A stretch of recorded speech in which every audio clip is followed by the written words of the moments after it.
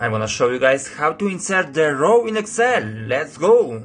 From time to time, we forget to enter, or we just need to add some data into an already prepared table. For situations like these, Excel has a useful function of inserting an empty row or even multiple rows within a table. And here again, Excel offers more than one solution. Now, we're going to go through one only, and it'll be the easiest, the quickest one. Let's say we need to insert an extra row right below row 4, an extra row for an art.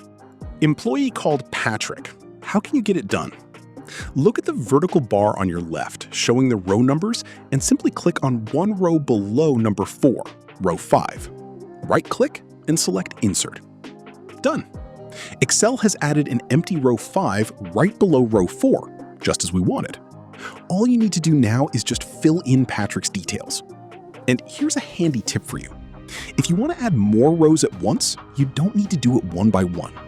Let's say we want to add 3 empty rows below row 8. This is the trick. As you already know, Excel adds extra rows above the selected part. Therefore, we'll click one row down from the place where we want to add rows. In this case, we'll select row 9. Then we click and hold the left button on the mouse and drag it 3 rows down.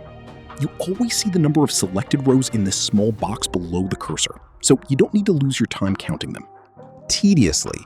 This way, you can give a command to Excel on how many empty rows to add, and we carry on as before. Right-click on the selected rows and choose Insert. By following these steps, you can add as many rows as you need.